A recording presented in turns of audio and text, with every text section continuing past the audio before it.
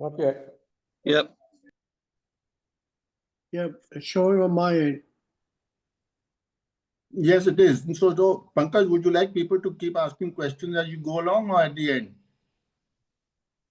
I think we can have, say, about 20 minutes into the talk, we can have one session of any questions which have Okay, do indicate when you want that to occur. Until then, we will be silent. And Okay. would request everyone to turn off their mics. They can. Are you able to see the screen? Yeah, Yeah, and I just want to say nice, timely, timely. Okay, you're able to see my screen, right? Yes, Sort we of? can hear you. Yes. We can hear. We can Yes, see we it can. and we can hear it also. Yeah. Okay. Yes, we can. Yes, and now we are all silent. Thank you. Thank you. I'll start now. Thank you, everybody, for joining in. The topic for today's talk, who are we? What advances in DNA studies tell us about the formation of India's population? It might sound a bit strange, this topic. This is not something on which I personally worked on or studied formally. Then why this topic? Well, one thing that's always fascinated me about Indian society is that it is much more heterogeneous, much more diverse than societies are in the rest of the world. And by diversity, I don't mean the Nehruvian unity and diversity thing only. I mean, we are also pretty communal in our day-to-day life, communal in the sense of community-oriented. Though we work, study, shop with others, but in many matters, we stick to our own communities, especially in matters like marriage. This question of identity has always fascinated me. And it so happened that around COVID time, just before COVID, 2019, a series of studies based on genetics, studies on the Indian population caught my attention. And some of these studies seem to be addressing identity questions, which I was fascinated by.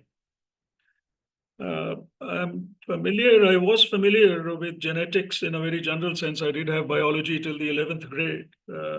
But this seemed to be a new application and to identify how a country's populations may have formed in the ancient past. And there were a lot of narratives and social media opinions on the topic. But here seemed a scientific method which could help cut through the cacophony and get closer to facts. And so that's what got me interested. And I soon figured out that this is a science which is turning into a technology now, in the sense that tools are being generated, tools are being developed, which help in this particular application of genetics. The articles which I came across, the books which I came across kindled some interest. I started looking into some articles and I found that these were peer-reviewed articles. They made their, like all proper scientific papers do, the data was public and then, subsequent studies built upon previous studies. And what I've been amazed by is the rapid pace of development of this technology in the last 10 years.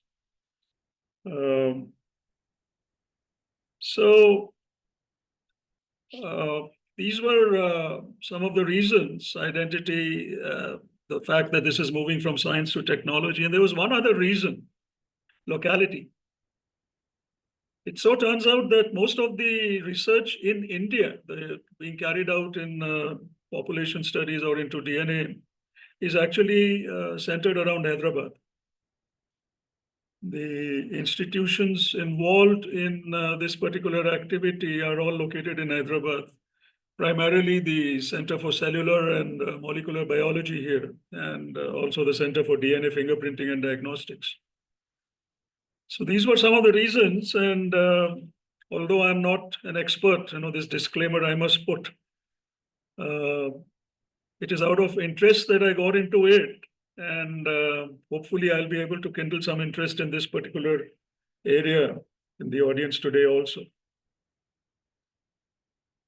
If you want to understand the population dynamics of India today, we have to look into the past. And that's what brings this Carl Sagan quote to mind. You have to know the past to understand the present. And I will divide this talk. Talk should be about an hour, I think. It's divided into two parts. The first half, or the first 20-25 minutes, I'll talk about the principles, the science, and the genetic toolkit, which has developed in this last couple of decades for identifying and dating population mixtures.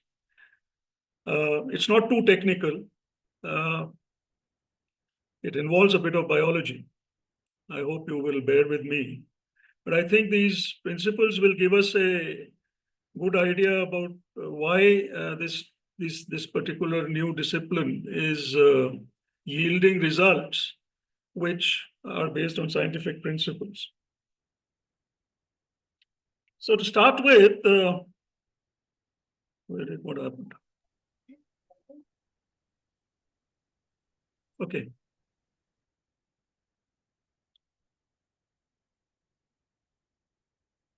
Genetics is all about DNA. And to start with, we need to understand what is the role of the DNA in the cell. Basically, DNA controls the manufacture of proteins by the cell.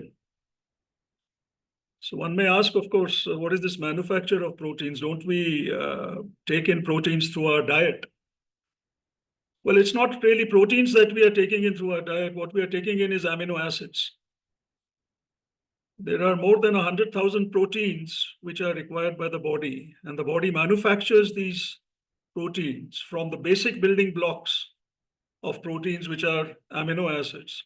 And it so turns out that there are only 20 of these amino acids, from which all the hundreds of thousands of proteins are synthesized in the cell. And the structure in the cell which assembles these proteins from amino acids is something called the ribosome. You can look at it like a protein assembly robot. It is told to start assembly of a protein. It is then told to fetch a particular amino acid, fetch the next amino acid, add it to the previous one, fetch the next one, add it to the two previous ones, thereby building up a chain. And this protein chain is assembled by the ribosome. And the instructions, now this is a general purpose robot. It can assemble any protein. So it has to be told which amino acids to get. And that is the code which is stored in the DNA. What I show here in this diagram is the chromosomal DNA, the DNA in our chromosomes, which is in the nucleus of the cell. And that arrow there represents a control function which is controlling the ribosomes. We'll just come to how this control function works. As I said, there are 20 amino acids. So essentially, the control program, what it has to do is to tell the ribosome which amino acid to fetch next. And this program, if you will, is what is encoded in the DNA. How is this encoding done? For this, let's have a look at the structure of DNA. The basic building block of DNA is something called a nucleotide. A nucleotide is basically a chemical structure consisting of three groups. A sugar group, which is bonded to a base on one side and to a phosphate radical on the other side. Now, there can be four bases which are found in all living beings in these nucleotides. They have names: adenine, guanine, thymine, cytosine. So there can be four basic types of nucleotides. Now, the interesting thing about this basic building block of nucleotide is that if you look at the phosphate radical, it is bound or bonded with the sugar group of the nucleotide. But it can also bond with the sugar group of another nucleotide. So this phosphate group here is bonded to the sugar group of its own nucleotide. And it can also bond with the sugar group of another nucleotide. And the phosphate of the second nucleotide can be bonded with the third one. So you can have a chain of these nucleotides with different bases bonded to each other, forming a linear chain.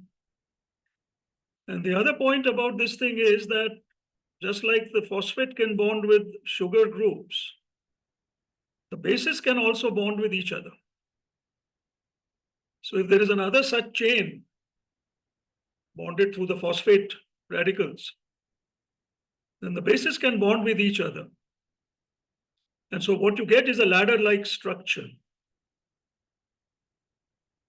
Only thing to note here is that the base pairing is selective. Adenine, for example, can bond only with thymine and vice versa. It cannot bond with cytosine or guanine. Similarly, cytosine can bond only with guanine and vice versa. So this ladder-like structure, it's not really a straight ladder, it's actually twists around, and this is what is our famous double helix, which Watson and Crick discovered in the 1950s as the DNA model. Now, this is the structure. But what we started out to do is to figure out, how this structure encodes the protein manufacture program. How the encoding for which amino acid is to be fetched next is encoded into this structure. And this is really fascinating. It is like a computer program. We have ones and zeros and data in memory which forms the program. And those instructions in the program are essentially instructions to the CPU to do certain operations like addition, subtraction, etc. A very similar technique is what evolution has come up with. Only thing is this is not electrical data storage. This is chemical storage. But the concept is very similar.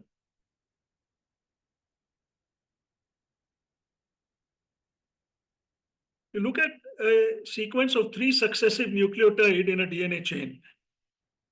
By the way, it's called a codon. 3 successive nucleotides. So if you have 3 successive nucleotides, the first nucleotide could have adenine, cytosine, guanine, or thymine as the base. Same with the second one, same with the third one. So if you have a group of 3 nucleotides, what do you get? You get a possible permutations, 64 permutations. The first codon could be adenine, cytosine. First nucleotide in the codon could be one of the 4 bases. The second could be one of the 4 bases. The third could be one of the 4 bases. Now these 64 values, 64 is more than 20. That is what encodes the next amino acid to get. For example, the codon guanine, cytosine, thymine. It codes for the amino acid alanine. Similarly, guanine, thymine codes for amino acid valine. And since there are 64 values in the code space, and you have only 20 amino acids to code for, you have redundancy. So some amino acids are coded for by multiple codons. And again, since you have 64 possible values in the code space, you have excess values available. Some of the remaining values are used to tell the ribosome to start assembly or stop assembly. Like thymine, guanine, adenine, TGA. This codon tells the ribosome, okay, protein assembly is over. The chain is assembled. Similarly, ATG, adenine, thymine, guanine, is a start codon. Computer program. So this is how the DNA encodes the program and for which amino acid to fetch next and to tell the ribosome to start or stop. I will not get into how the instruction is actually passed from the DNA in the chromosomes to the ribosome, which is floating around in the cytoplasm somewhere in the cell. That is not relevant here. But one point we must note, that DNA is present in every cell. Not only is DNA present in every cell has the same genetic code The same DNA is present in every cell. So essentially what we are saying here is that the blueprint for protein production is present in every cell. So every cell can synthesize its own proteins. Not only that, a cell could synthesize one protein at one time and another protein at another time. The ribosome is a general purpose robot. It could be a protein with only 500 amino acids in the chain. It could be a protein with 100,000 amino acids in the chain. So this is the encoding scheme which nature has developed through evolution. That sequence of codons, that sequence of nucleotides, which encodes the entire protein, one entire protein, is what is technically called a gene.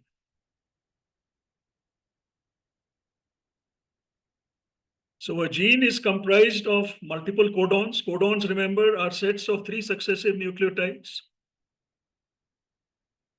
Each nucleotide is coding for a protein, for an amino acid. And the entire gene codes for the entire protein, the entire sequence of amino acids which end up making that particular protein. A gene could have as many as more than 1 million base pairs. The human genome, which is the entire set of genomes carried by any human, has about 3 billion base pairs. And all cells have this. 3 billion base pairs in each cell. And billions, possibly more than billion, maybe 1 trillion cells in your body. So every cell has the genome. Of the 3 billion base pairs, actually, it turns out that only 1 or 2% of these 3 billion base pairs actually code for proteins. Some of the rest are actually used for functions called gene regulation. Gene regulation is, when this gene will become active, things like that.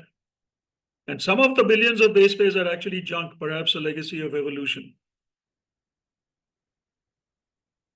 So this is the fantastic scheme that nature has evolved for encoding our proteins, and the proteins are what make us what we are. They code for our eye color, or whether we are bald or not, what will be our hair color, what will be our skin color. Tells the body when a particular cell division has to start, cell division has to end. Interesting. So where is the cell's DNA located? I've already mentioned that some of the DNA is located in the chromosomes. And that DNA regulates the ribosomes, which are the protein robots. But there's one other place which is very important from our perspective. You remember what we are doing right now in this half of the talk is to understand the toolkit that scientists have come up with in order to date population mixtures in the past. And also to understand how similar two people are as far as their genome, their DNA is concerned. With that limited perspective, we are not looking at diseases, we are not looking at several other things which genetics can be used for. We are looking at a very limited object here. So from that point of view, there is one other place in the cell which has DNA, and that is a structure in the cell called the mitochondria. Just like the ribosomes are the protein assembly robots in the cell, mitochondria in the cell are the cell's powerhouse. They are the fuel cells of the cell. They are the ones which take sugar, metabolize it, and generate energy for the cell. Every cell needs energy for its functions. Every cell is provided with a battery. Only thing is the battery needs charging. The charging is sugar. Charge is sugar. And the battery here is the mitochondria. That is the one which generates energy out of the sugar. Interestingly, mitochondria also has DNA. This is the second place in the cell which has DNA other than the chromosomes in the nucleus. In fact, it is theorized, it is believed that perhaps long time in the evolutionary past, mitochondria might have been actually separate organisms which then got into a sort of a symbiotic relationship with the cell. And anyway, today mitochondria are present in all cells. So these are the two places where the DNA is located in the cell. How do we get our DNA? Well, we get it from our parents, yes. But how do we get it? How do we get mitochondrial DNA? How do we get chromosomal DNA? Well, life starts with the fertilization of the egg. The egg is also a cell. The ovum is also a cell. So is the sperm. And so the ovum has its own nucleus with chromosomes. The sperm has its own nucleus with chromosomes. It's located in the head of the sperm. The egg has its mitochondria. And the sperm has its mitochondria for generating energy. But what fuses with the egg is only the head of the chromosome of the sperm. And the head has the nucleus. So you have the egg's nucleus and you have the sperm's nucleus, and the two merge. And you get the nucleus of the fertilized egg or the zygote, which has N chromosomes, 23 in the case of humans from the mother, from the egg, 23 from the father. And you have 23 pairs.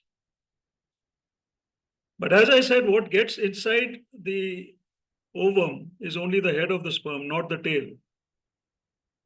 Aha. So that means the mitochondria of the father do not get into the fertilized egg. This gives us one marker, which is an important part of the toolkit of genetic scientists today. That anybody's mitochondria, the DNA carried in the mitochondria, come only from the mother.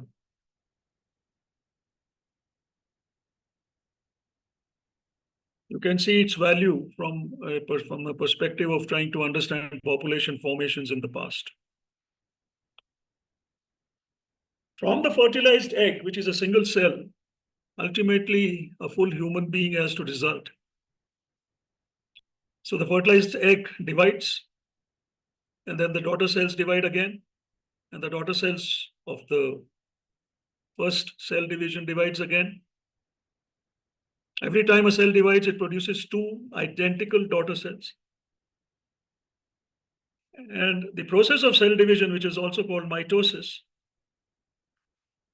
what it does is, the first step in cell division is replication of DNA.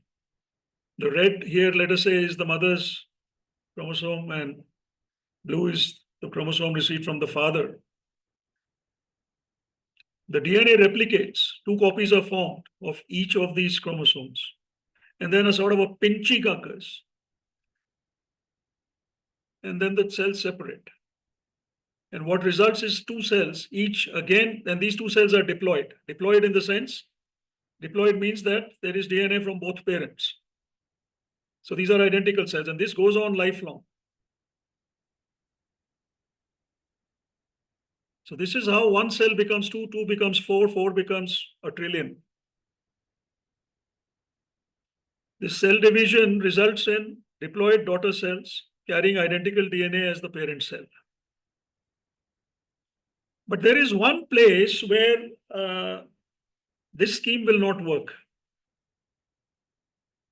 And that is if the cell division is occurring in the sex organs to generate the germ cells, as we call them, the egg or the sperm. Because as we saw in the previous slide, both the egg and the sperm have a simple set of chromosomes. They have 23 chromosomes each, not 23 pairs. If they had 23 pairs, then the fertilized egg would have 46 pairs, and that is not viable. So at some, when the eggs and sperms are produced for passing your genetic legacy to your progeny, to your offspring, the eggs and sperms need to have only a simple set of chromosomes, 23, not 23 pairs. These are called haploid cells, not diploid. And the process for this is what is really interesting, because it gives us a very important second marker for our population studies. What happens in the cell division, which results in the germ cells, is that you start off with a normal cell. 23 pairs of chromosomes. The DNA replicates as it does in mitosis. But now something really, really interesting happens. These red chromosomes are the mothers, the blue are the fathers. After the cell, the chromosome is, the DNA is replicated. What happens is that a part of the DNA of coming from the mother's chromosome gets snipped off and gets spliced onto the chromosome which was contributed by the father. And this happens totally randomly. What part will get snipped off, you cannot predict. So if you have, so this splicing, this snipping off and splicing is technically called recombination. So what you get is recombined DNA. The recombined DNA then splits once again. So from 23 pairs, you got a duplicate 46 pairs. Then you go back to 23 pairs. And then you're back to, ultimately the second round of cell division results in only 23 chromosomes. But each of the chromosome is a mix of the father's and the mother's DNA. Random.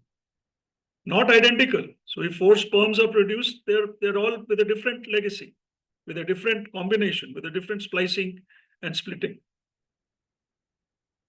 And this is the reason why your child would have resemblance to your parents as well as to your spouse's parents.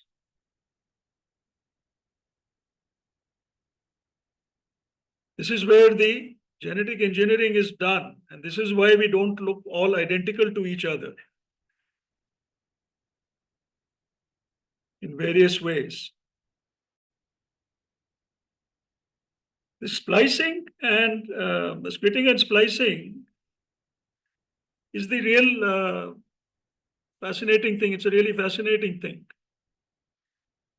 Before we see how this can be used as a marker, let us look at one more function, one more process which can happen. As I said, in mitosis and meiosis both, the first step is replication of DNA. Now there is a whole machinery in the DNA, in the chromosomes, that when the DNA is replicated, it's sort of it does proofreading and sees whether there are any errors and tries to correct them or discard DNA which has errors. But sometimes this proofreading fails. And that's when you get what is called a mutation. The replication of DNA is not perfect if there is a mutation. You could have a base which got deleted, for example. That's one type of mutation.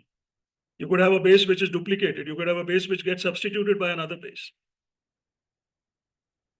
This is a mutation.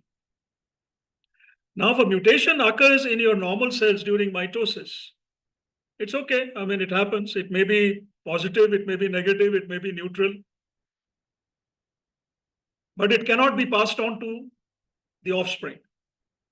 But if the mutation occurs while a germ cell is being formed, while a sperm or an ovum is being formed, that can be passed on. And if that results in a fertilized egg which leads to an individual, then that individual, that offspring, carries a mutation, is the first of a line who carries that mutation.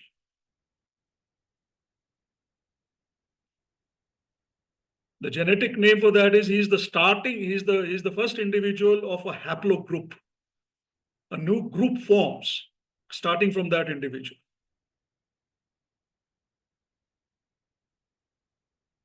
So this looks like it could have some use as far as population identifications are concerned.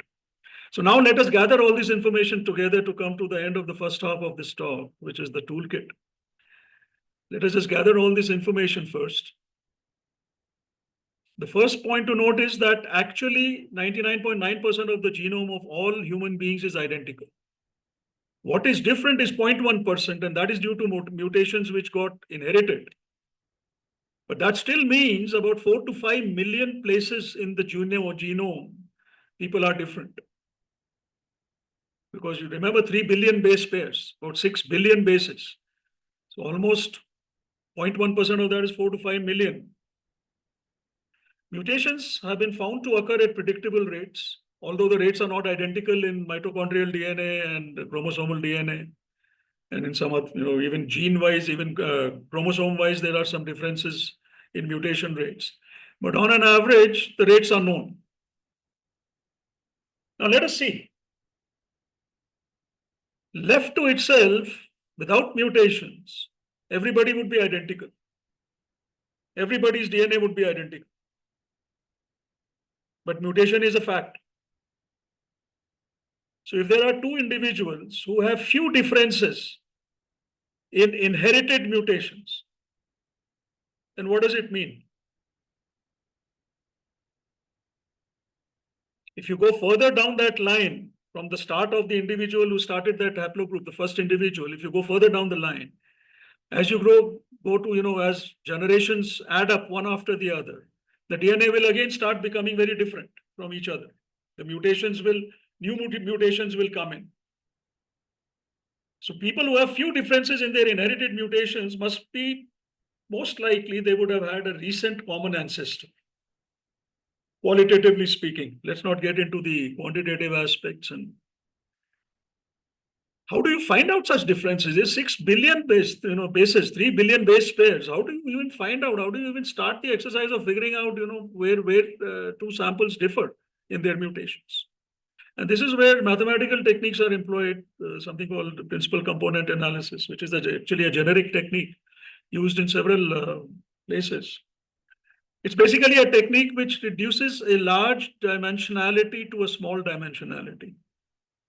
Basically trying to figure out where they are differing and then reducing it to a couple of eigenvectors and then plotting the similarity, where this individual lies as far as these eigenvectors are concerned.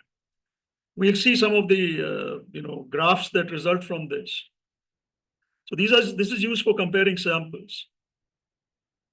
The other thing to note is that this recombination, which is that splitting and splicing, which occurs during the formation of the germ cells, does not occur in mitochondrial DNA, and it also does not occur in Y chromosome DNA. It occurs in every other DNA replication, but recombination does not occur in mitochondrial DNA and in Y chromosome DNA. So what does that mean? It means that the mitochondria, the DNA that they carry, firstly, we saw that you get your DNA only from your mother. Whether you are a male or a female, you get your DNA, mitochondrial DNA from your mother. Who got it from her mother? Who got it from her mother? But who got it from her mother without recombination? Without recombination. It means there is no male component at all in the mitochondrial DNA. No splicing ever occurred there. So essentially, mitochondrial DNA gives you the entire female matrilineal ancestry all the way back. And similarly, the Y chromosome DNA. Now, Y chromosome is there only in males. But males get it from their father. Who got it from his father? Who got it from his father? Without recombination. So again, there is no contribution from any of the female ancestors in the Y chromosome DNA. So this is what led to one type of DNA analysis, which is called uniparental DNA analysis. It reveals the patrilineal or matrilineal lineage. Then you can also, of course, do analysis on the entire genome, the whole genome analysis, which is used to reveal how similar or different these samples are, or the affinities between populations, as we call them. Another point about recombination, as I said, it gets snipped and spliced onto the other chromosome. Now, if this spliced portion carried a mutation, then the offspring becomes the first individual with that mutation. And then the offspring's descendants would carry that mutation. But then the splicing and splitting is going on every time. So as you go further down the descendant chain, what you will find is that the original the length of the original splice, which had the first mutation, will gradually keep getting smaller and smaller.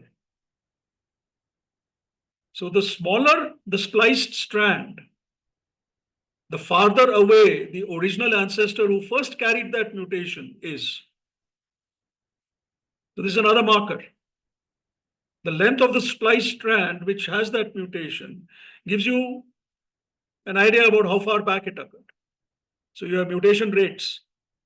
You have the uniparental analysis, mitochondrial DNA or Y chromosome DNA. And now you have this splice length. All of these are now turning out to be forensic tools which can help you look into the past and see when something happened. However, there is a limitation to this. Why is this limitation there? How far back can we see really with using these techniques and considering analysis only of present day individuals? Take an example.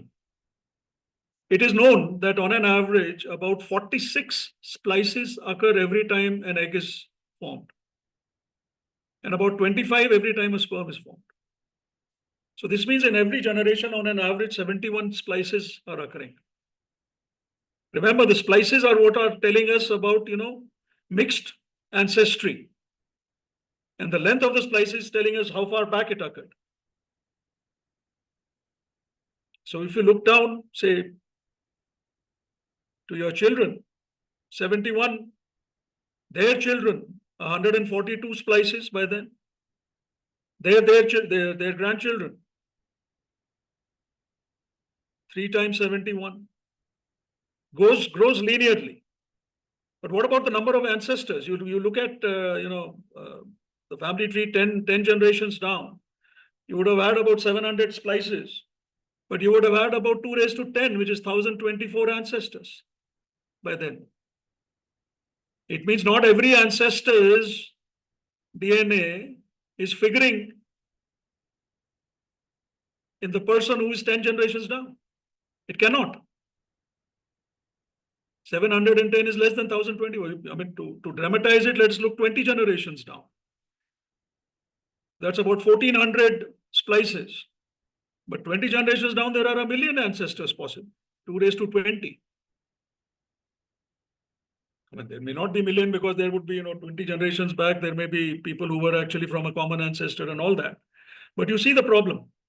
So there is a limit to what analysis of present day DNA, whether it is uniparental analysis or whole genome analysis, can tell you about what happened in the deep past.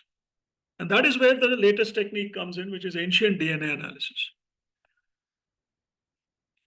Instead of trying to deduce facts about ancient ancestry, you take DNA from any ancient remains that you can find and then analyze them and then see what they tell us directly about the history of the people at that time.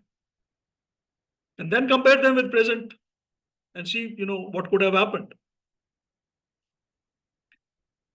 It was very, very difficult to recover DNA from ancient samples, but now techniques are available. And this lab at Harvard, David Reich, whose name figures in most of the studies, because, that was the premier lab that continues to be the premier lab today for this kind of work. So they have developed techniques. They have standardized, the naming schemes for mutations. They have named certain mutations which are of, global significance, or at least countrywide or population-wide significance. Some alphanumeric names have been given, L3, R1, A1, things like that. This is useful when you talk about studies, technical studies, you are comparing data, etc. So that everybody's talking about the same thing. There's been a drop in analysis costs and increase in a lot of data repositories, DNA data repositories have been created so that, comparisons can be done easily anywhere in the world now. Once you have analyzed your own samples, whatever you're trying to do. To this, if you add certain archaeology and, non-genetic sciences-based facts that are already known, for example, that till about 10,000 BC, humans were basically hunter-gatherers.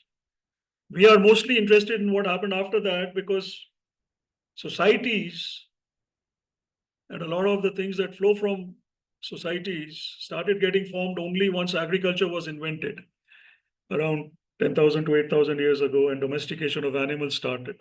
And this is when man started adopting a settled lifestyle. That's what led to development of villages, eventually states, rulers, laws, hierarchies, need for communications. When you are a hunter-gatherer, you don't need all of this. So even our what we will look at today, the studies which tell us about the formation of Indian population, we're basically interested more in what happened after after societies started getting formed. The agriculturalist and the pastoralist is the herder. A herder is different from a hunter-gatherer. Herding is also a sort of a settled way, although not that rooted as agriculture is, because you have the freedom, a herder has a freedom to move with his herds to some other place. So now with this background, let us look at the second half of the talk about basically what this genetic toolkit says about the formation of India's population. And what we will find is that the only constant is change. Saurabh, would you like me to answer some questions if you have them? I don't have, but if others do, let them speak up. Yeah, I just had a few, complimentary comments in the chat. But one specific question is the center in Hyderabad you mentioned. I assume that's a central government institution, or? Yeah, these are CSIR labs, Council of Scientific and Industrial great. Research Labs. Yeah. These are government, public sector labs, central government labs. Yeah, that was a nice walkthrough of the biology and the toolkits and its application for this purpose of population studies. I was very tentative about taking this up because I don't know how it will be taken really. But I think it's important to understand this so that we have some confidence in the studies. We need not be very deeply involved in the science aspect of it. But even to be reasonably, there's so much of narrative and unscientific opinion floating around that we need to have some confidence that there is something which is on more solid foundations. And for that, we first need to be convinced that the foundation in fact exists. So thank you. Thank you for your I could appreciate it. I also did biology in high school, in Kendriya Vidyalaya. So I'm doing interdisciplinary work now. I think we should hold back on such comments. Arul, we are already sounds already good. spent 50 minutes, so let's hold back on such comments. Okay, only questions. Yeah. So if there are no questions, should I proceed? Yeah, please do. I have a question. Sure. So regarding this genetic thing, how do you really normally try to relate that the people are transgender or gay, lesbian? Are you able to really make out that what goes wrong genetically? I don't know. I don't know whether that has any genetic basis. That is not really an area of my interest. As I said, I am not an original researcher, or I have not studied this formally. This is more out of interest that this aspect fascinated me, the diversity of our population. And that is what I had been looking for. So, no, I'm sorry, I don't know the answer to the question you asked. Sorry. Okay, the very first thing that we got out of this toolkit was a confirmation of a theory which archaeology had proposed and was fairly confident of already, and which is that humanity originated in Africa and migrated out of Africa. Archaeological evidence was there, fossil finds and so on. When I say humanity, what I'm really right now talking about is Homo sapiens. Anatomically modern humans is what they're called.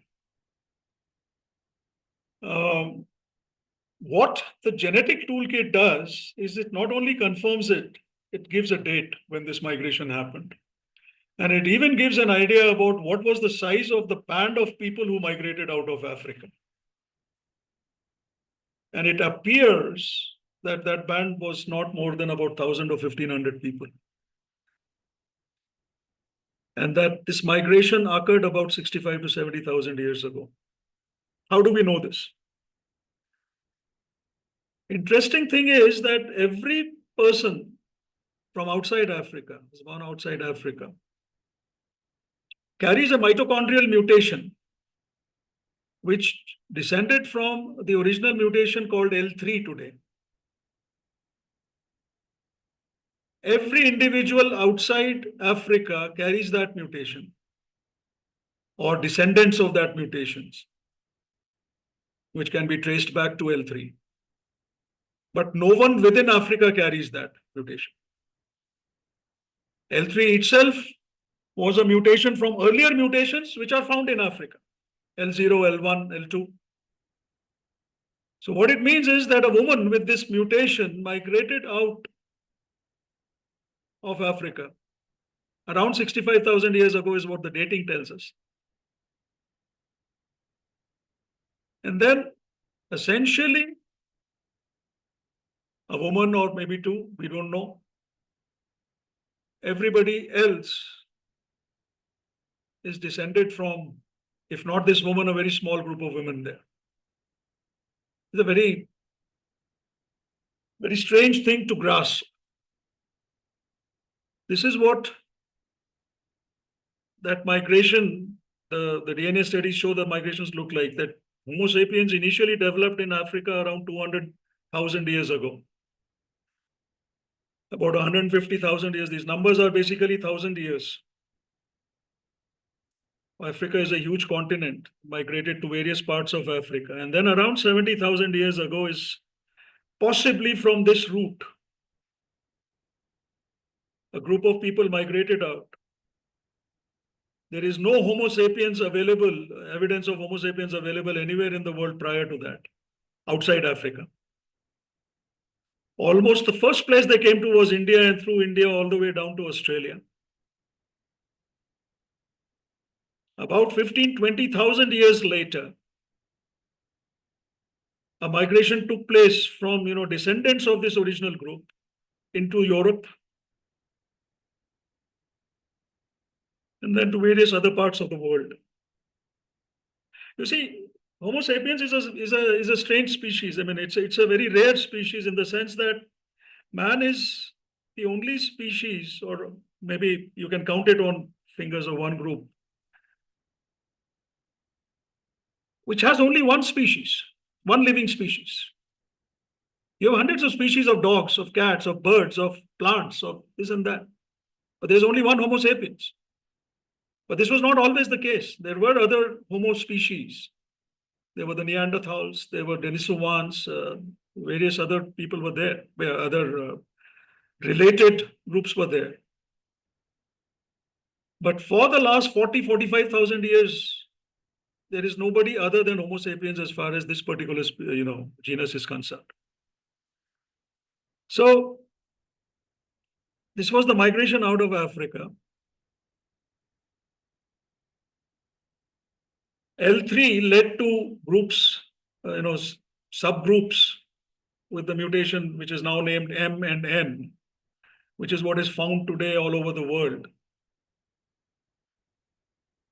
And it is sort of corroborated by the fact that Y chromosome DNA also shows that all males outside Africa ultimately trace their origin to a mutation called CT, which is again 61 to 65,000 years is what the dates tell us. It is interesting, 65,000 years ago was actually bang in the middle of the second last ice age. Earth goes through these periodic cycles of warming and cooling. The last ice age occurred about, ended about 14,000, 15,000 years ago. But prior to that, there was another ice age, and there have been a series of ice ages. The one prior to that was around 60, 65,000 years ago. And what happens in an ice age is that the waters freeze and the sea levels go down by as much as 100, 150 meters. Evidence today is that this band of people who came out possibly came out here from Ethiopia, from Djibouti to Yemen. The Strait of Tears, the Bab el-Mandeb, is about 150, 180 meters deep today. The distance here is 26 kilometers. In an ice age, it is possible to see that possibly the sea levels would have been much lower, and there could have been a series of islands that been possible to come across, from Africa into Asia. So this was one of the first results coming out of a peer-reviewed study by using this genetic. It basically confirmed the out of Africa hypothesis, gave a date.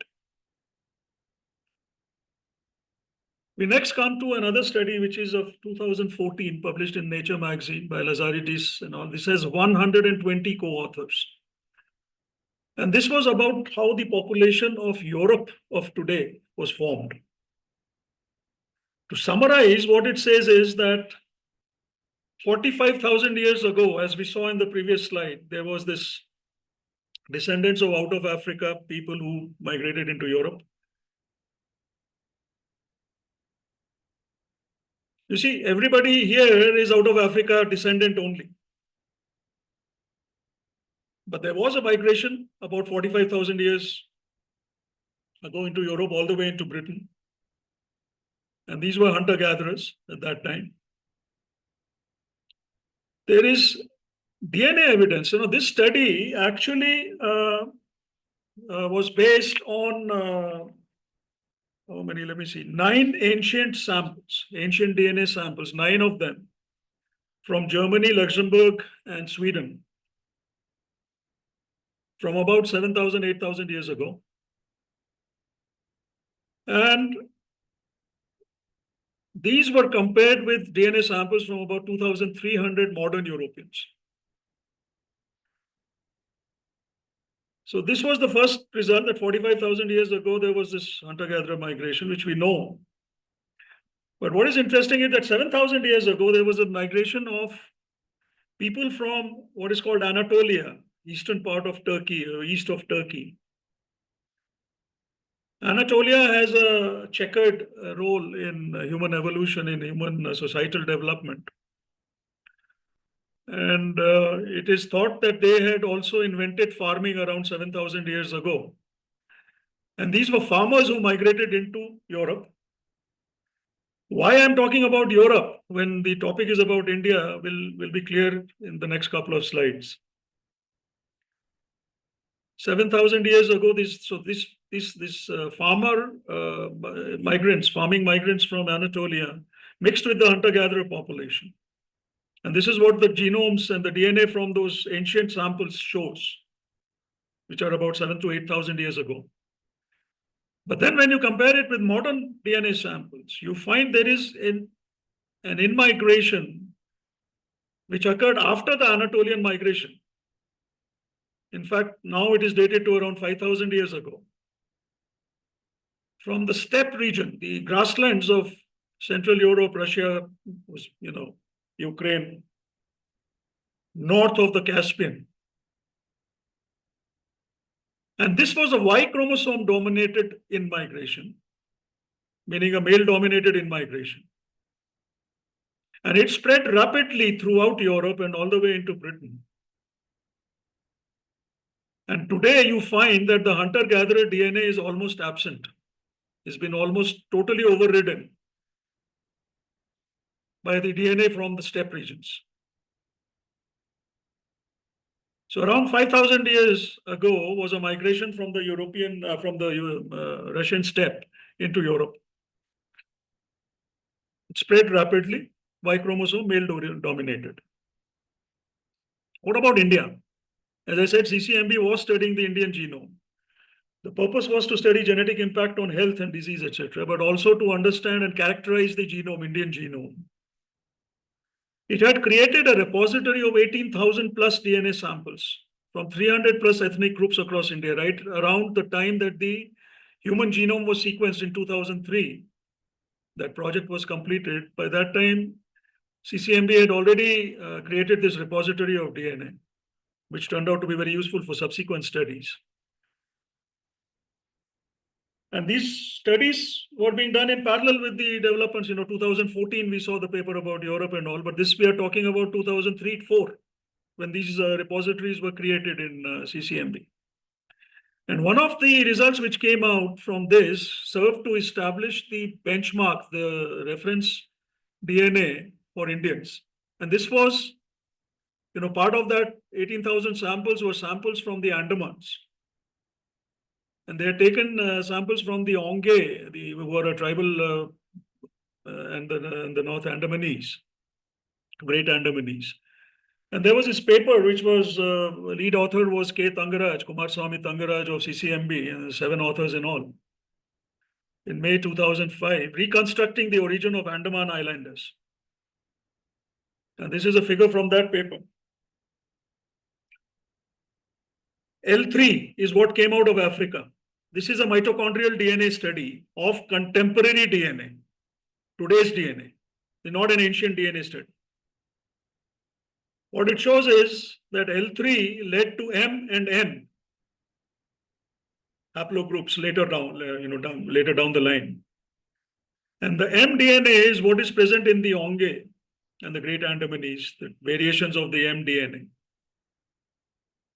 But importantly, what this DNA from these two communities, what it showed was that these two communities have been isolated for the last 50,000 years.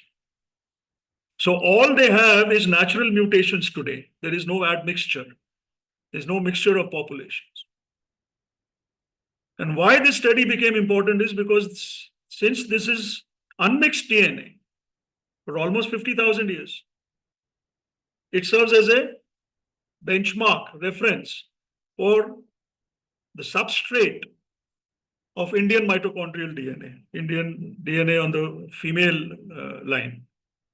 On the other hand, the study also found that the Nicobaris, which are south of the Andamans, Nicobar Islands, the Nicobaris have a lot of mixture, and they are basically mixed with people from East Asia, maybe from Indonesia side.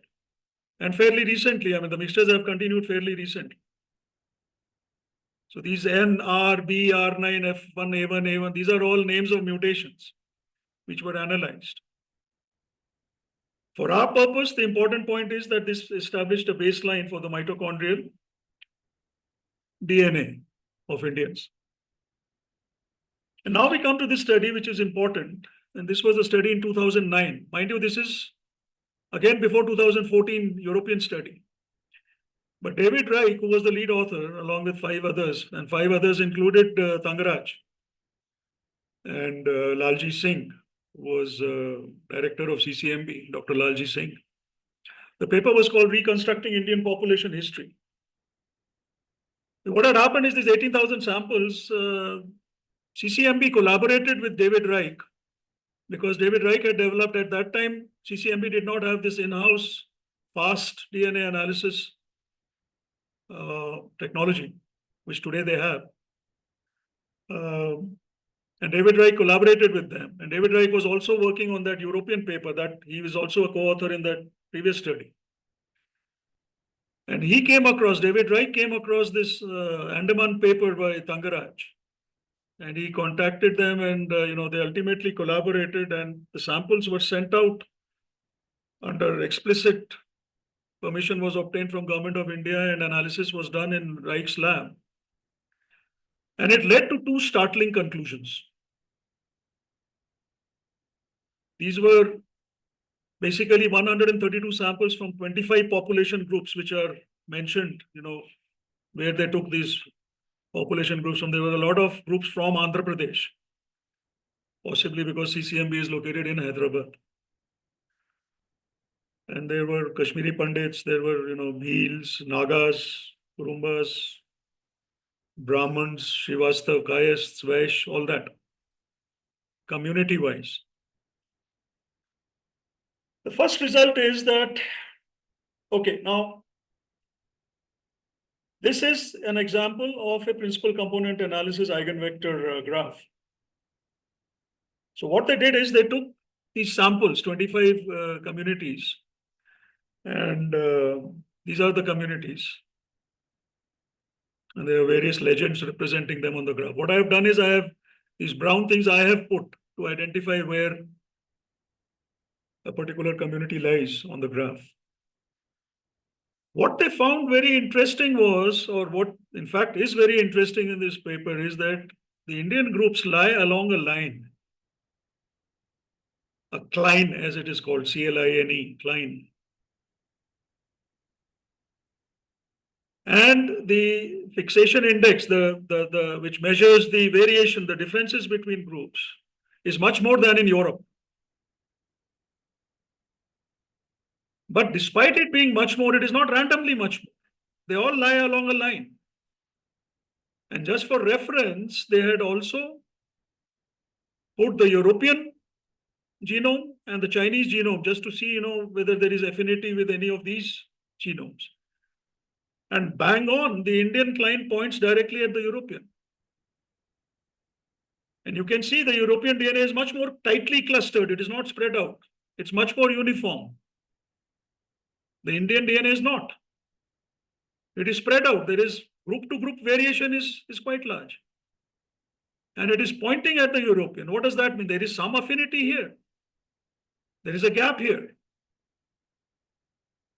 And as we shall see in the next study, this gap is filled up by Iranians, by Georgians. They lie in the middle of these. The other trend line is that there are certain communities who lie on a trend line towards Chinese DNA. The closest are the Nagas. But even Santals and some other tribal communities from central India, who are what we call Austro-Asiatic, speak Austro-Asiatic languages, not Tibeto-Burman languages. There are 4 language families in India. Dravidian languages, Indo-European, Austro-Asiatic, Tibeto-Burman. These are the Tibeto-Burmans, the Nagas and so on. Austro-Asiatic are in the middle here, but pointing towards China, Chinese DNA. And when you correlate the quick this question, that Indian cline includes all the Dravidian populations, is it? Yes, that's what I'm coming to. Okay, thanks. That's what I'm coming to. Okay, this great. is where we correlate that with languages. And what you find is, the empty circles are Indo-European speakers on the top. And the dark circles are Dravidian speakers here. The Dravidian speakers are further away from the Europeans, but on that same line. The Indo-European speakers are closer to the Europeans on the same line. The Sino-Tibetan languages speakers are closer to the East Asian Chinese. The Austro-Asiatic speakers are off the cline slightly towards the East Asian, not towards the European. This kind of variation is not there in Europe. This spreading out, and now this correlation with language. Now, the only explanation which the paper has examined several possible interpretations of this, several possible models which fit this. And he said the only explanation is that there is a population related to today's Europeans and maybe Persians, which has mixed with an older population of India. And that mixture has gradually reduced towards the Dravidian areas. But that mixture is there everywhere. It is not that it is zero in the Dravidian areas. In fact, as we shall see in the next paper, it is about 40%. Whereas towards the Indo-European speakers, it's as much as 70, 75%. And so they propose this model, which is that, this is the African, out of Africa thing. This is basically vertical dimension is time. And these are the FSTs, the fixation indexes, as they call them. Anyway, let's not get into that. What it tells us is that there is a line which starts from the African and goes towards the Onge, the Andaman. And somewhere down this line, there is a split.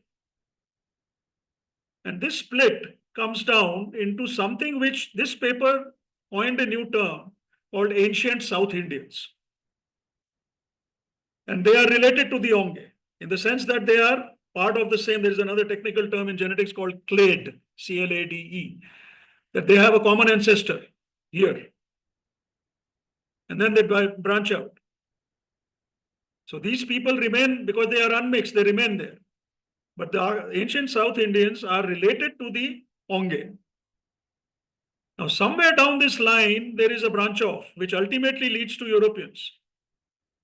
And on that line, there is a branch off, which leads to another population called ANI.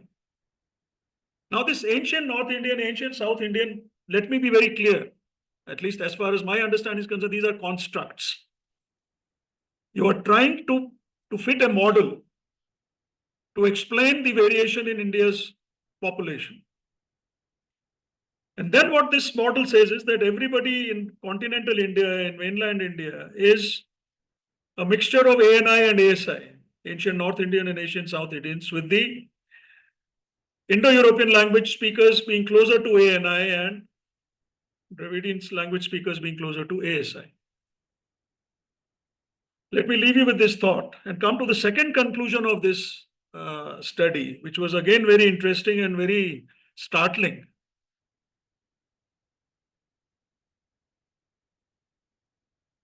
This study unearths a very strong evidence for endogamy. Endogamy is basically marrying within a community.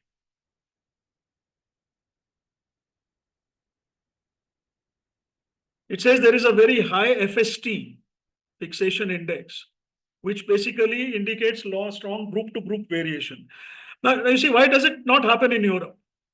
The populations have mixed, and as you keep mixing randomly, uniformly, the genome becomes uniform. On the other hand, if you don't have this and you have endogamy, you're not mixing freely, you have more variations among groups.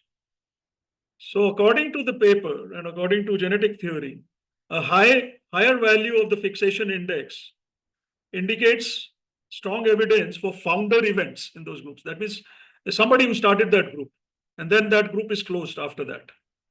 For example, they found that the Arya Vaishyas, this is a community in AP, in Telangana and AP, and they found that they had a founder event about 108 generations ago, plus or minus something. It's close to 3,000 years ago, followed by strong endogamy within that group. And they found similar results in many other communities. And that explains the variation, that they have been closed. Now, is this caste? We don't know whether it is there from the start or it started after some time. And that is where the next paper will come in. Now, if you have strong endogamy, then there is also a very strong possibility of having recessive, genetic diseases based on recessive genes within that community. And sure enough, this Arya Vaishya community as a community, they have a deficiency of a particular enzyme called pseudocholinesterase. Now, this is an enzyme which is important if you are in an operation, in surgery, and you are coming out of anesthesia. A deficiency of this enzyme can lead to paralysis. It can lead to breathing problems. So, the doctors have to take special care. So they need to know. And in fact, when I was reading David Reich's book, Who We Are and How We Got Here, he explains he's a Jew, Ashkenazi Jew. And the Ashkenazi Jews are also a closed group, according to him. And they have very high incidence of certain recessive diseases, which now the community scans for them, does medical scanning, etc., and provides for, the possibility that it can lead to problems. So endogamy has this, there is a strong evidence for endogamy from the high fixation index, which measures the variation, the group-to-group variation among our communities. And it is also manifesting itself in real ways through these medical issues. This study was then expanded by one of the people in Reich's group, Priya Moorjani, who also was working with him. And Reich and Kumarswamy Tangraj are also co-authors in this study. This came out 4 years later, and this expanded it to 73 population groups now. from 25. And this is the PCA analysis. Again, I put those names next to the blocks just for ease of identification. The previous graph ended at Kashmiri Pandits. Now they added Pathans. Pathans are not Indians. I mean, they took the DNA from Pakistan, from the NWFP. And they are further down the line. And then they took Iranian DNA, and then they took Georgian DNA. And now you're seeing the gap is closing. And the Onge are there on this line, somewhere. But the mixture, ANI, ASI. In easy terms, in easy to understand terms, there is a mixture of populations. One population is closer to the modern day Europeans. Another population is closer to the modern day or ancient Indians, the Onges. So in that sense, India is different from Europe. In Europe, the hunter-gatherer DNA is gone. It's gone after the steppe pastoralist incursion into Europe. And this study also ended up giving some dates. And what it came up with is that the ANI-ASI mixture, according to the study, occurred freely up till about 1900 years ago. 1900 years ago is 200 AD, 300 AD, after Christ. From 4200 years ago to 1900 years ago is the time frame which the study establishes as, this mixture occurred freely. 4200 years ago is what? 2000 BC. 2000 BC is when the Indus Valley civilization ended. Since then, there has been a mixture of ANI, ASI. Now, was this population closer to the present day Europeans? Was it present even during the Indus Valley times? This study doesn't say that. But it does say that the mixture is occurring between 4200 and 1900 years ago freely. And then suddenly it stops 1900 years ago in a lot of groups. So does it mean that the caste system originated 1900 years ago? Is that what explains it? You stop marrying outside the caste. There's a very strong evidence for that, but it is evidence. And now we come to the last two studies, both of which were published on the same day in 2019. And this is what really got me interested in this whole topic, because this is what I came across. There was some newspaper coverage in the Hindu at that time. And then there was a book written by Tony Joseph, Ancient Indians, explaining these studies. Now, this was a vast, vast study. This is the formation of human populations in South and Central Asia. It covered 523 samples from various, this was an ancient DNA study. Ancient DNA. 523 ancient DNA samples. They're not contemporary people. Now, most of these samples were taken from Central Asia, from a place which has been fairly rich in such kind of finds. And what was found is that most of these 523 samples carried DNA related to the Anatolian DNA. Remember, the same Anatolian DNA had gone west to Europe. It had also come east all the way into Iran, or parts of Iran. Or let's say the western borders of Iran, where there is this mountain range called the Zagros. The Anatolian DNA is fairly common here on the west of Zagros Mountains. It's fairly common to the north in Turkmenistan and so on. But they found in two places, Gonur and Shahre-Sokhta, Gonur in Turkmenistan and Shahre-Sokhta in Iran. They found some outlier samples, 11 outlier samples in all. And these outlier samples, dated from 3300 BC onwards for almost 1,000 years.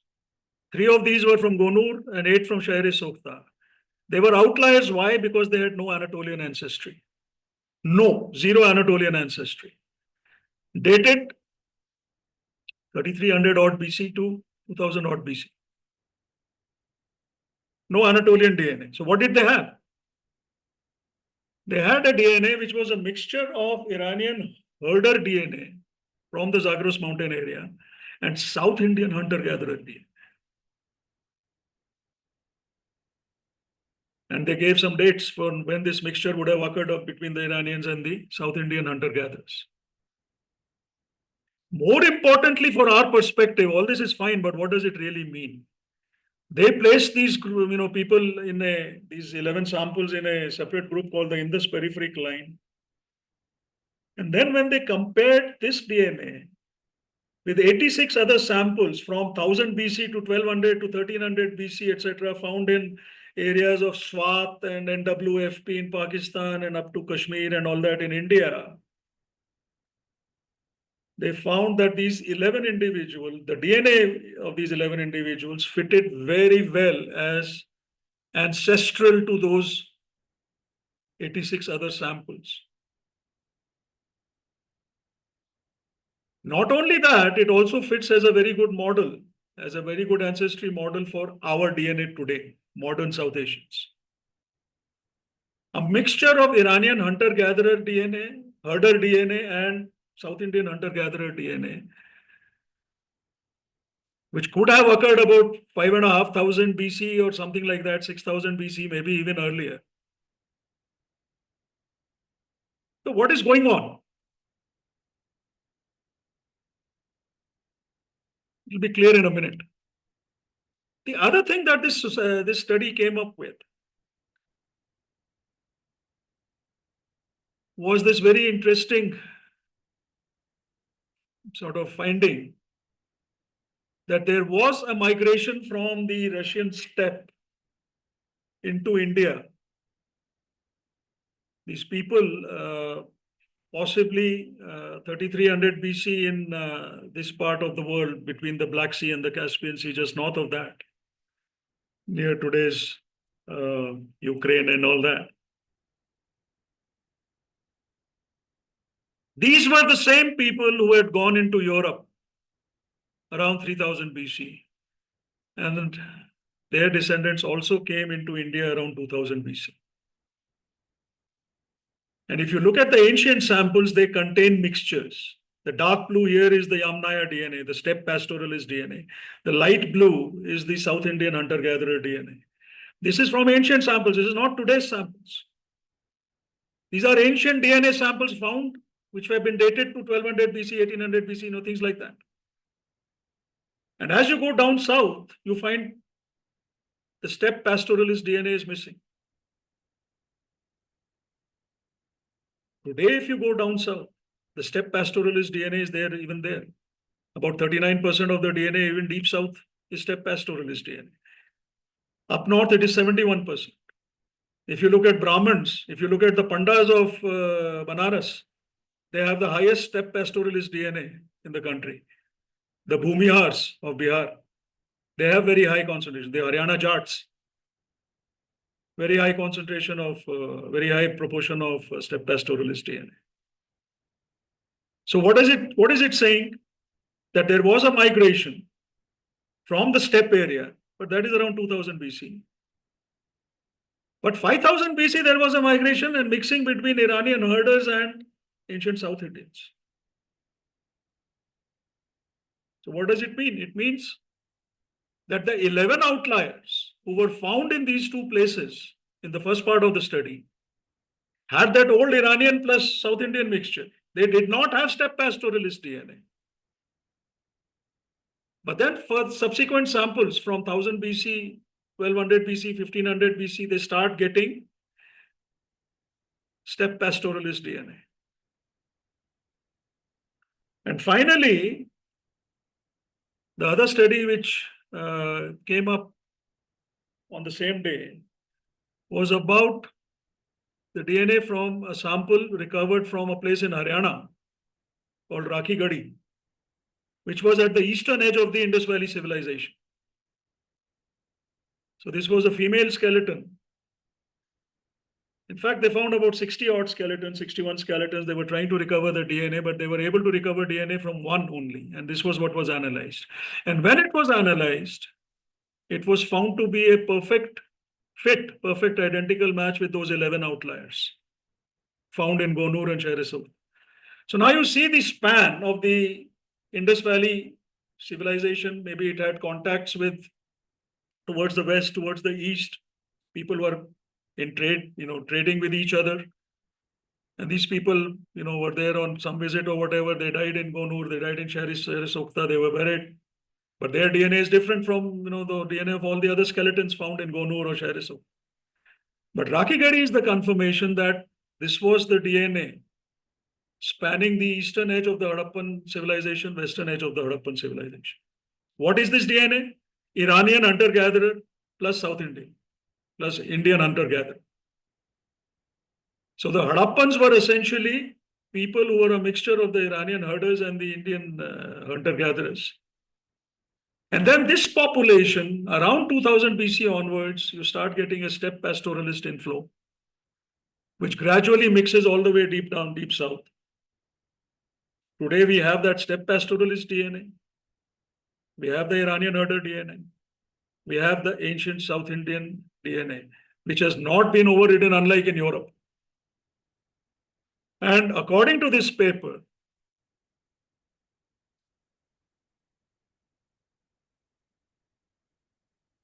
this is a screenshot of this paper about languages. And what it says is that this Indo-European languages, which if you remember, prior to all this genetics and all, this was languages. Linguistics was one of the tools used along with archaeology to identify these kind of population mixtures. That these are the people who brought in Indo-European languages. And the paper says that this theory, this elegantly explains the shared distinctive features of Balto-Slavic languages and Indo-Iranian languages. So if we summarize all of this, now this is the steppe DNA. If you see today, R1A, that is the Y chromosome DNA. This is the spread of this DNA. Europe and India, some parts of Mongolia, etc., and Central Asia. This is the legacy of the steppe pastoralist DNA, which probably also explains the languages, according to the last paper that we talked about, Vasant Shinde et al. So if you now put it all together, you have 65,000 years ago, you have out of Africa, 10,000 years roughly ago, you get people from Zagros, Iran coming in, mixing with the Indians, ancient Indians. And then around 4,000 years ago, you have this migration in from the Yamnaya migration. By the way, it's very interesting. The word Yamnaya comes from Yama. And Yama is the name given by the Yamnaya people to their burial pits. They used to bury their dead. Yama is also the name of the god of death in Sanskrit. Interesting. So 65,000 years ago, people come out of Africa. 10,000 years ago, some of their descendants come in from Iran, mix with Indian. And this mixture happens in mainland India. It does not happen in Andamans. That is why the Onges are unmixed today. And that is why that line divides somewhere. So although the ancient South Indians are closely related to Onge, they are not the same. The DNA is not the same because there is a mixture from the Iranian side. And then another 3,000 years later, this Yamnaya migration comes in. And when this migration comes in, the languages come. At least the Indo-European languages, that is what the papers say. And more importantly, 2000 years after the Yamnaya migration into India, all this mixing stops suddenly. And then there is endogamy. And when there is endogamy, then there are recessive diseases, there are more communities. There is more a feeling of, being for the community rather than society in general. Perhaps that is what explains our. That's why, David Reich, in fact, in his book says the truth is that India is composed of a large number of small populations. India has a large population. But it's equally true that India is today, even today, composed of a large number of small populations, something which is not there in Europe, where the old hunter-gatherer DNA is gone and everything is uniform and the mixing is fairly, widespread. So that's what I have for you. I don't know how much of it is making sense, whether it was of interest or not, but that's my talk for today. Thank you. Any fascinating questions? talk, Pankaj. I had a quick question. So the start of endogamy about 2000 years ago, does that correlate to some historical, the history of India, something historical happening? Earlier on you said something related to the start of Indus Valley civilization. So around 2000 years ago, how does it correlate to the history of India at that time? Read Ambedkar. I don't know. These are all theories, these are opinions, these are much more qualified and eminent people than me, including Baba Sahib Ambedkar, have written on. You read his book, The Annihilation of Caste. He has a theory. He says that, this was required because Buddhism had become dominant and this was the sort of way to revive Hinduism. That is when cow eating, beef eating became taboo because that is what the Buddhists were also doing, non-violence and all that. So, there was a danger that Buddhism would sort of swamp Hinduism at that time. And this was a sort of a reaction to that I wouldn't say Hinduism. Hinduism is a fairly recent word. It was Shaivism or Vaishnavism or whatever, the various sects at that time. But then these are theories. This is not my theory. I am not saying this is true. This is not true. I am not concerned, in fact, with that today. My point in taking up this for my own edification was essentially to come to some sort of a basic science-based understanding of why we are so different. Now, I don't think I still know why we decided to become endogamous, why our societies, why our communities decided to go endogamous. I don't know what is the reason. I still don't know that. But I do know that genetic evidence shows 2-3 things, that we are a mixture. That mixture is continuing. And possibly if you give enough time, it will become as uniform as Europe is or, other parts of the world the population is. Africa has its own history. But India is unique because there's no other contemporary society which has this level of genetic diversity within a country.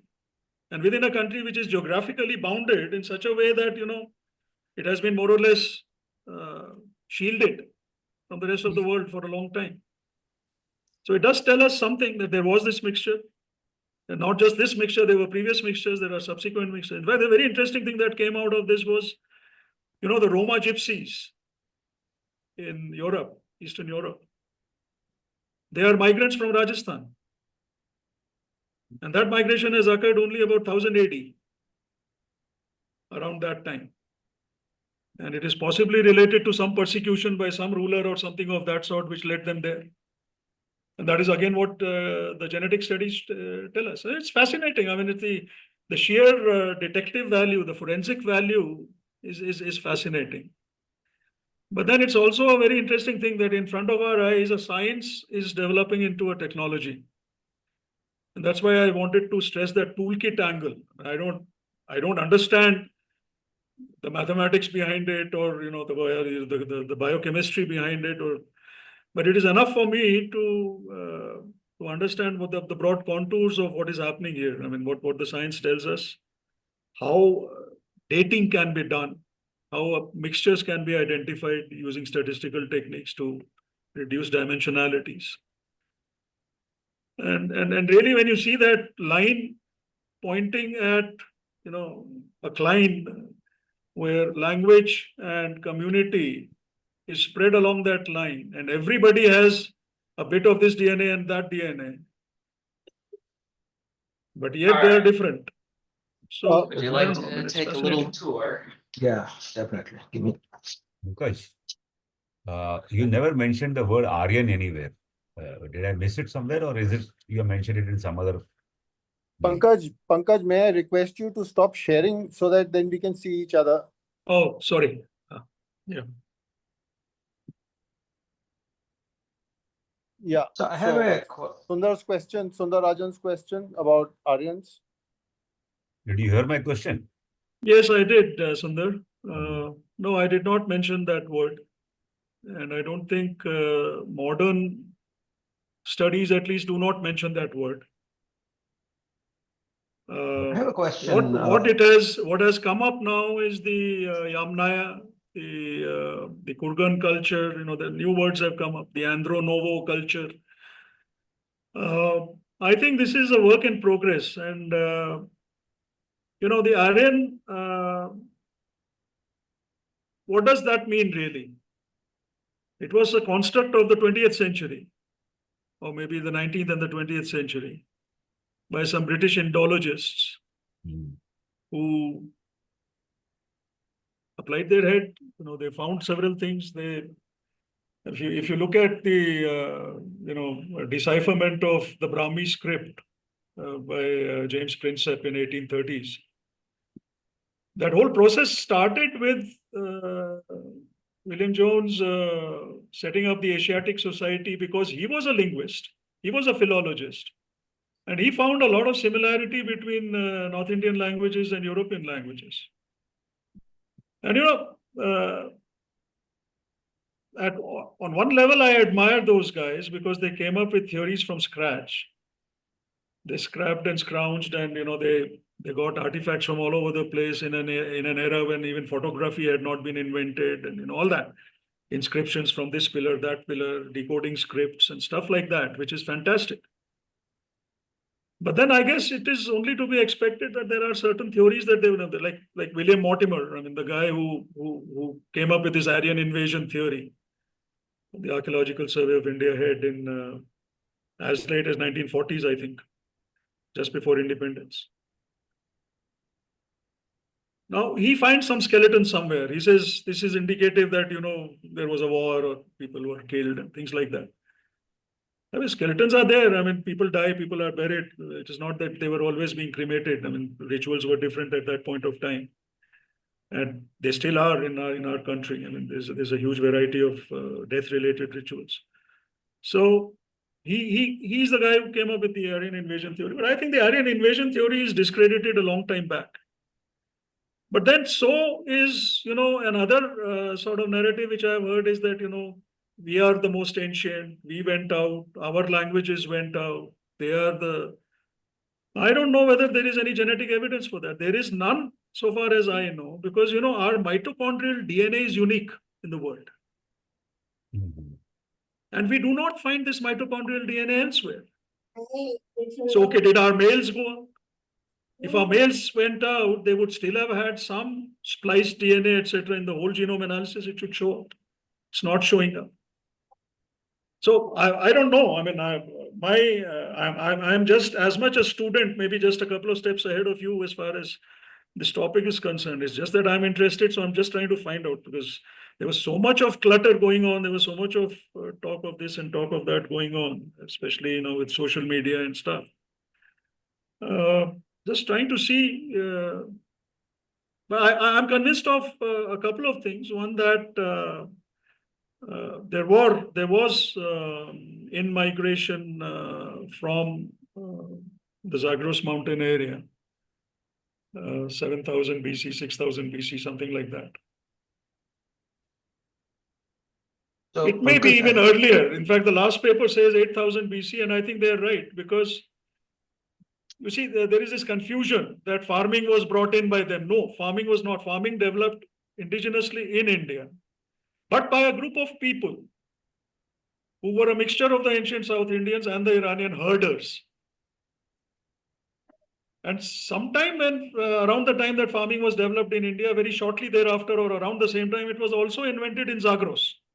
Zagros is again a sort of a cradle of civilization. There are certain places in the world which turn out to be cradles of, you know, development of societies and so on. So there was this confusion going on for a long time, and that last paper that I talked about puts that to rest, that our agriculture, because our DNA from the Iranian side is before agriculture was invented in Iran. That's why the title of that paper does not have Iranian farmer DNA.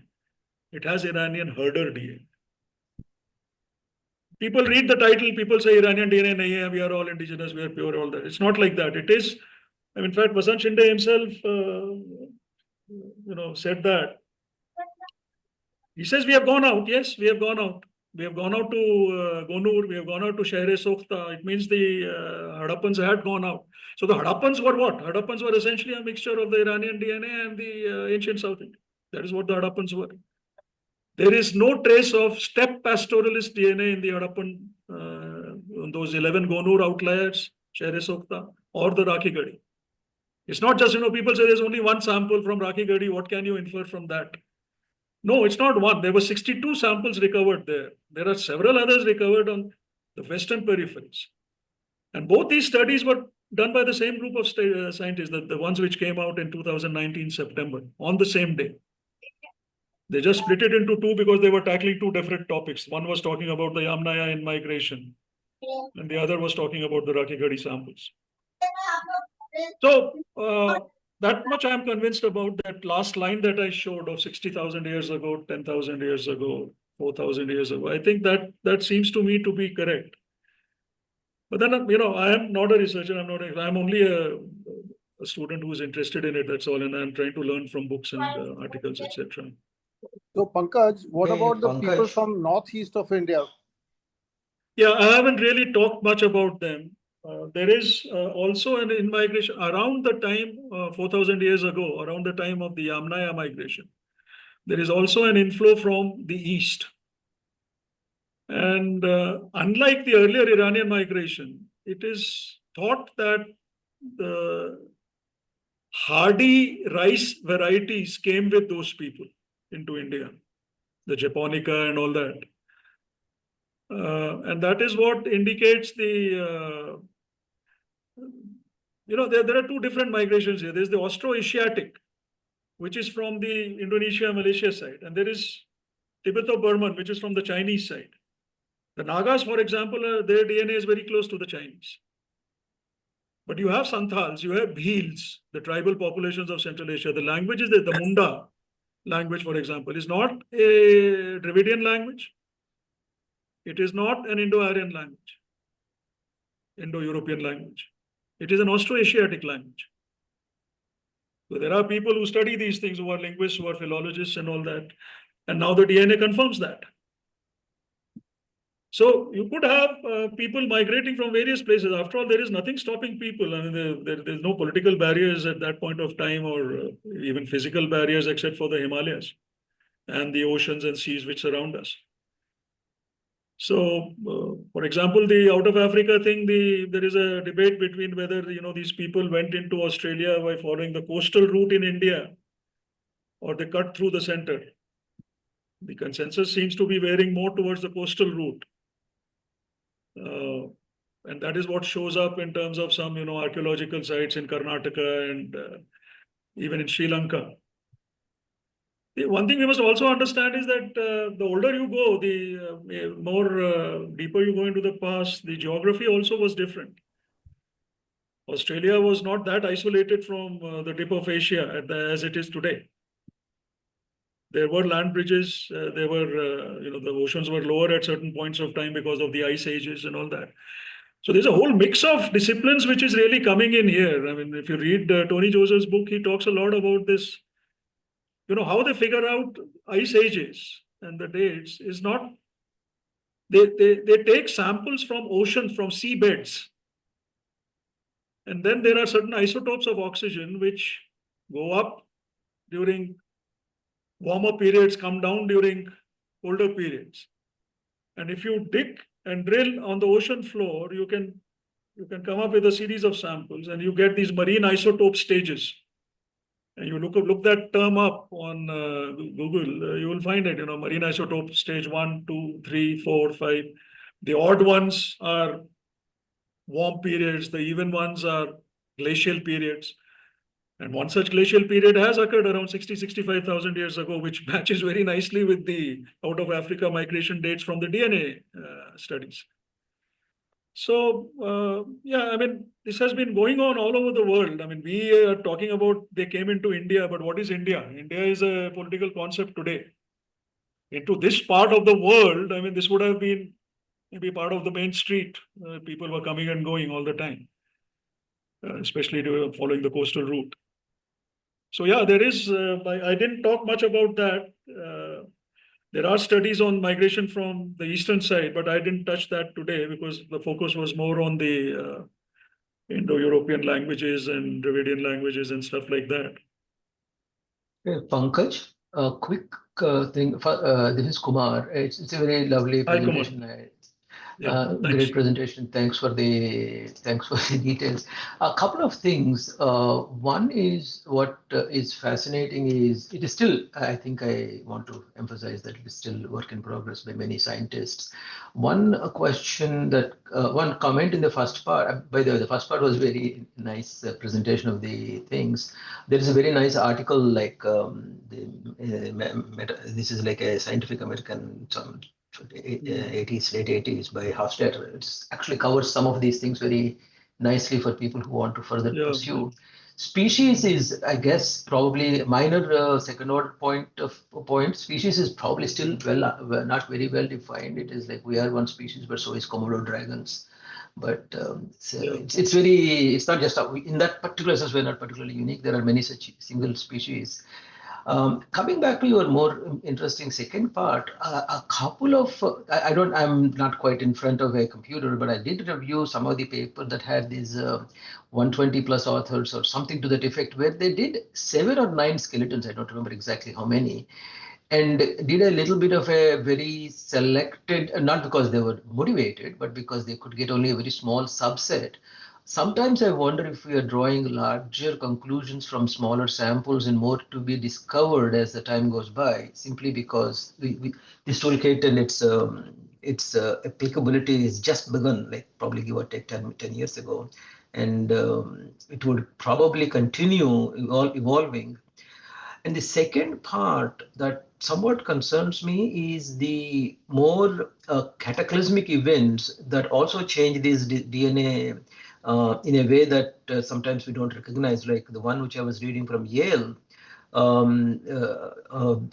might be able to give you a link later, where the drought and famine created politically or artificially or whatever it is, but the mother did not get enough food. It doesn't matter how she didn't get it, never mind the politics of it. But if the mothers did not get in a sustained way, their children, and for several generations now, this is a paper from the eastern part of, western part of China, eastern part to us, as in India, that actually left an imprint in a very strong way for several generations to come, which led to some metabolic diseases today.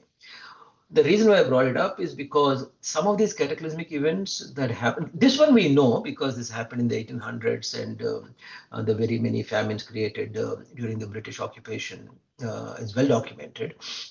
Mike Davis's book documents it at length under the name of the great late Victorian Holocaust. That's actually a very nice book to read. But the in question, sometimes I wonder, as again scientifically, keeping the politics aside, sometimes we may be drawing conclusions from what we just see, namely the evidence in the DNA, but the conclusions could be incorrect based on some of these cataclysmic events that could have happened that may not have directly related with the migration or gene or genetic infusion through parentage. So some of these things might come in the future. I just want to be a bit careful in not drawing too many strong conclusions, but keep an open mind. I think absolutely, you alluded to it. Absolutely. You see, the reason why right in the beginning I mentioned, why I sort of decided to leave all these social media narratives, etc., apart and concentrate on papers and books by reputable authors was precisely this, that there is so much of confusion and non-scientific thinking going on. See, what attracts me to the scientific process is the fact that it is self-correcting. Yes. And sure, I mean, if data comes up tomorrow which contradicts some of the findings of these studies, I'm quite sure. The reason why I put the number of authors in each case was, and also I kept mentioning that some of the authors sort of run through most of the studies. For one, those authors who run through 5 or 6 of the 7 odd studies that I quoted, like David Rai, Kumarasamy Thangaraj, and people, even Neeraj Rai, Vasant Shinde. The reason why I quoted that is, one, that it provides continuity. So when we say that, some of these studies are based on analysis of contemporary DNA of modern humans. Some of them are based on ancient DNA. Some of them are based, they use both data sets from ancient as well. So what we see going on when you have the same authors running through it, they provide a strand of continuity. And therefore, even though the paper might be a new one, the research which has gone into it is a continuation of old research, which is something that you can understand from the fact that, some of the same scientists are involved. The other reason is, the first of these papers which came out about population mixtures in 2009, I put the European paper first, 2014, but really the 2009 paper on the Indian population came out first. 2009 was followed by the European thing. In fact, if you read David Reich's book, he explains his discussion with Kumarasamy Thangaraj right here in Hyderabad. He came here and visited CCMB. And that's when they drew up that model about ANI, ASI, and all that. And he talks about the politics of it, all sorts of pressures on Kumarasamy Thangaraj. All that is mentioned there in the articles. But basically, the point essentially that emerges again and again is that the data is public. The publications are reputable. Yeah. The papers are peer-reviewed. And if something comes up, then the criticism has to be there. And I'm sure science will take care of it. Whereas I can't fight with somebody on social media or, about an opinion that something happened and, this is that old, this is this old, whatever it is, that is an opinion. So, and I'm not an expert on everything. So I can't be dating astronomical events. I can't be dating, glacial ice ages and this and that. I don't know anything about it except what I've read. So where do I go? My reference has to be something which I feel is reliable, which I can trust. And part of being reliable and part of being trustworthy is the fact that it is self-correcting, that if something contradictory comes up tomorrow, it will be corrected. No, this is gone. I mean, like, for example, the Aryan invasion theory, nobody talks about it. None of these scientists talk about it. It is something which is a construct from our school days, maybe in the 1970s and all that, something, which we carried, which was a hangover from the British period, colonial period. Gone, it's Nobody talks about Aryan invasion. However, it does seem to be true that there is a migration. Yeah. So there is a migration because we all have that DNA. I mean, you can't fight with that. We all have that DNA. And if you're a North Indian, you have more of that DNA. If you're a South Indian, you have less, but everybody has it. The only people who don't have it are the Onge tribals in Andamans. And the Onge tribal mitochondrial DNA is something which we all have. We have not lost that. So it's always been male-driven migrations into India. It's Y chromosome DNA which is coming. It's not mitochondrial DNA which is coming. And the same thing happened in Europe. When the steppe pastoralists, I mean, it sounds like a very innocuous term, some very teddy bear kind of people went in, but possibly it was not that peaceful. Maybe it was violent. Maybe it was, again, this is something which you and I have discussed in another forum. Right. There is a very strong group of people who say that the reason why the steppe pastoralists were so successful is because they were the ones who had mastered the horse and the chariot, the spoked wheel. They were good metal workers.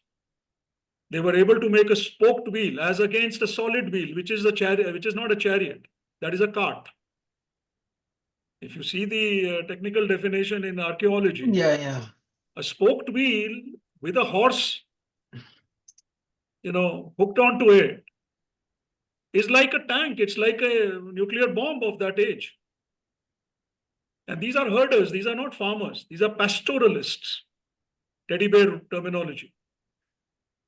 These are herders, and for people who have to move their herds, we still find herders in the northern reaches of the Himalayas, and you get Gurjars, and you get these herders who come down in the winter and go up in the summer and all that. They carry their herds with them, herds of sheep and other animals. So it would be a very interesting new technology for them to be able to load up everything onto their chariots and move on to some other place where there is grass and leave their herds there. But then the chariot also is something which is phenomenally fast, phenomenally quick, gives them mobility, gives them a logistical advantage. So was that a major thing? We don't know.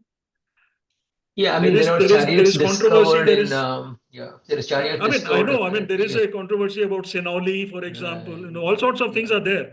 Sinoli, yes. And I think the other concern I have is for a long time, and I'll give you my own learning, is for a long time, we all learned that cotton creation was through this gin, Whitney's cotton gin.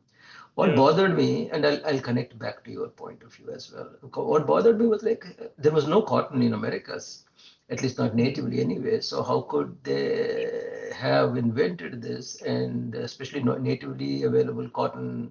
Certainly we know in Egypt and India, there are other places probably.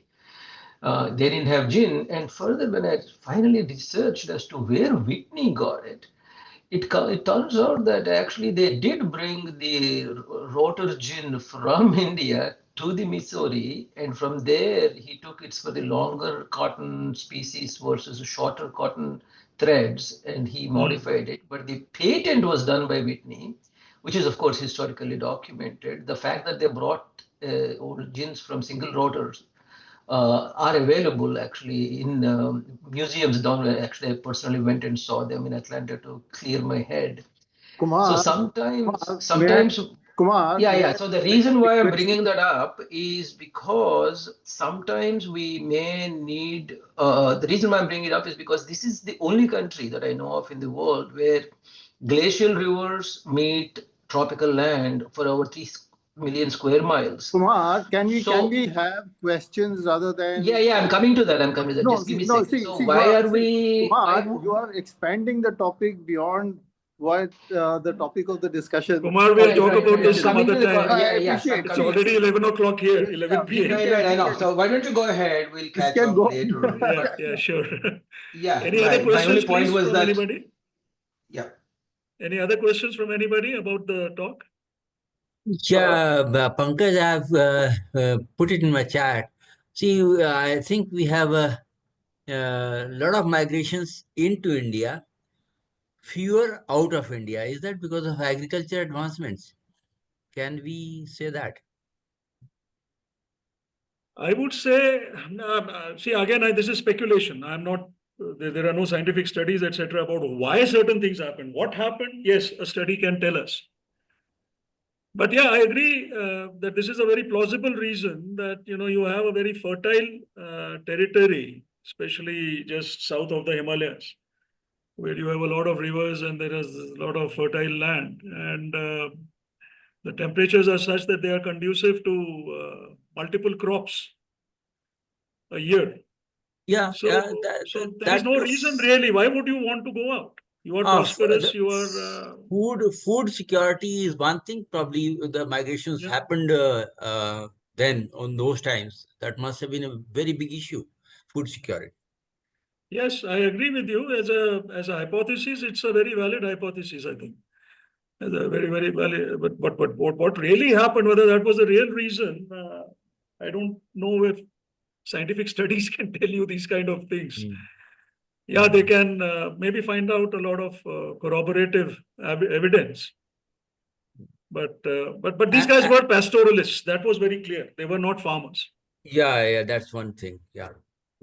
And But if one more you thing. now, if you want to continue on that vein for a minute, just one more point. If you see the Rig Veda or the earlier Vedas, there is very little talk about farming. There's a lot of Yeah, talk about that's horse. There is a lot of talk about herding. There's a lot of yeah. talk about cows. There's a lot of Yeah. talk about horses. The ahutis. Very little about farming. Yeah. Because they had overcome all these things way back So are then. these indicative that these scriptures, the Vedas, etc., are essentially, they reflect a pastoralist way of life? The No. languages surely are indicating something of that sort. That if you say that it was the same steppe pastoralists which about 800 years or 1000 years before they came into India, they went into Europe. And then they came into India, and maybe that is what, they took their languages to Europe, they took their languages to India. And via Iran, if they came in, that also explains why Farsi is, Pidar. Pidar is father in Mother, Pidar in Farsi. It's Pitra and Matra. It's Pater and Mater in Latin. The words for numbers, they're very similar in Farsi, in Indian languages, in European languages.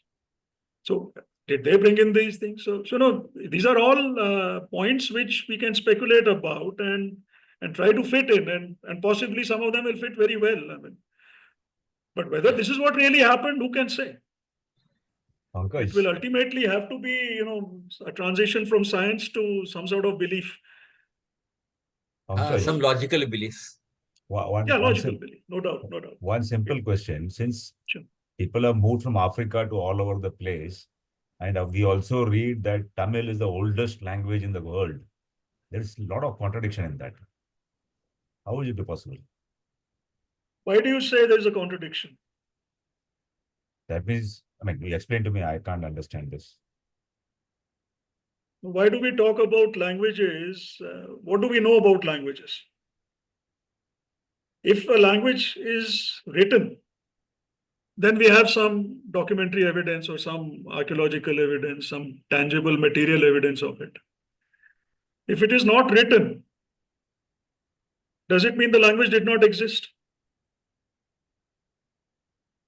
May have existed in the Rig Veda and the Vedas were written only about 1200 years after the Rig Veda came into being.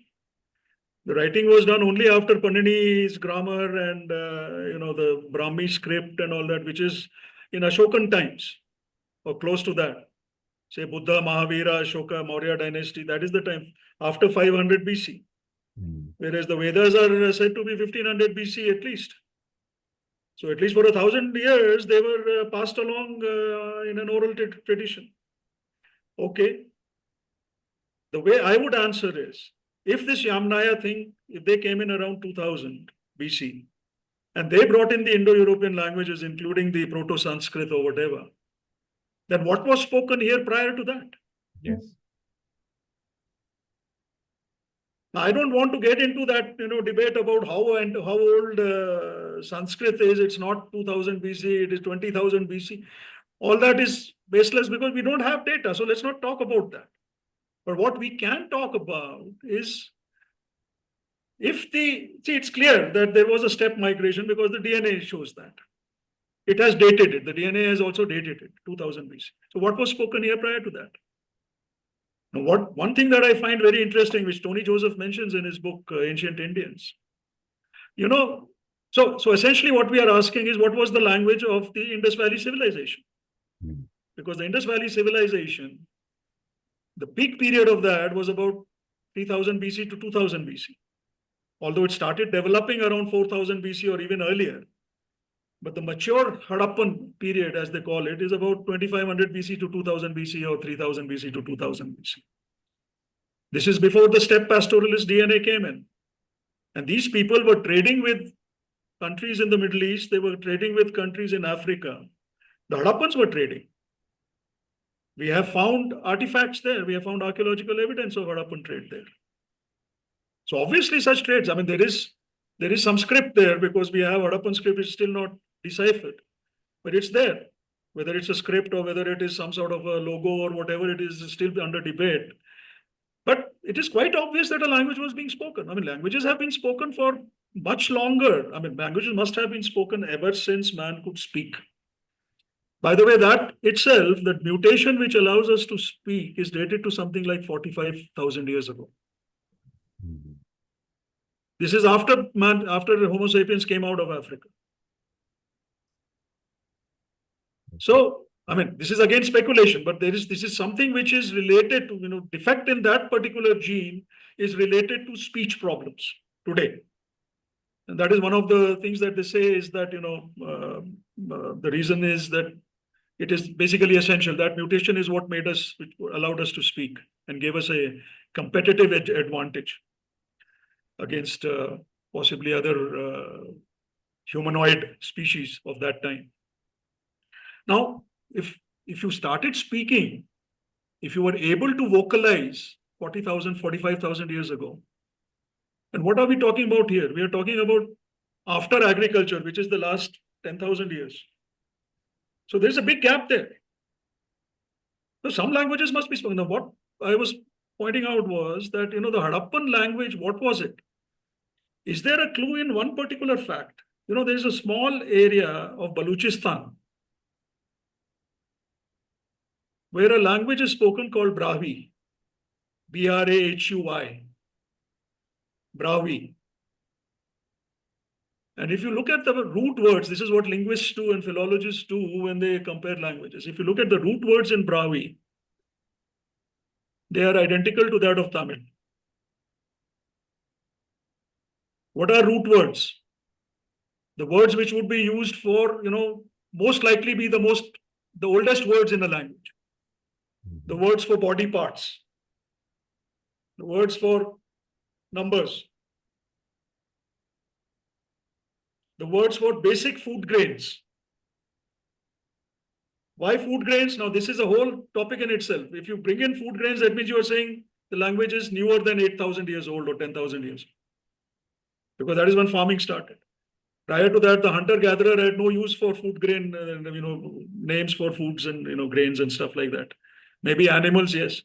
But you have cave paintings in Africa, you have cave paintings in Sri Lanka, which are 70,000, even 100,000, 150,000 years old in Africa.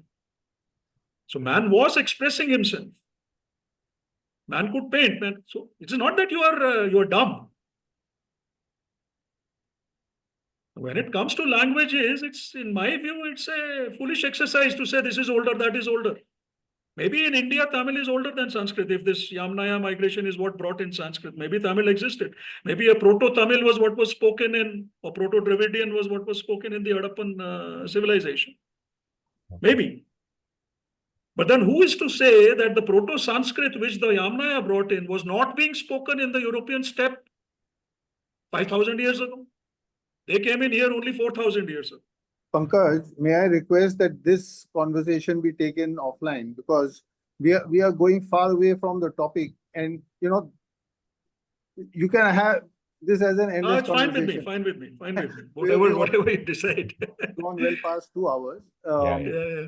No, it's interesting. I can understand, but see, everybody. This can go on, and I know that you've done very deep study on several aspects of it.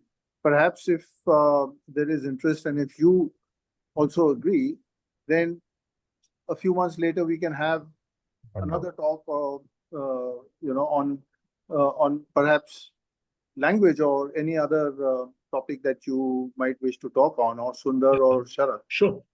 We can do that, but I think we should at least stop the recording at this stage, because. Yeah, absolutely. Yeah. And then if some people wish to stay on, and if you are willing to answer their questions, by all means. I think we can close. I think it's too late.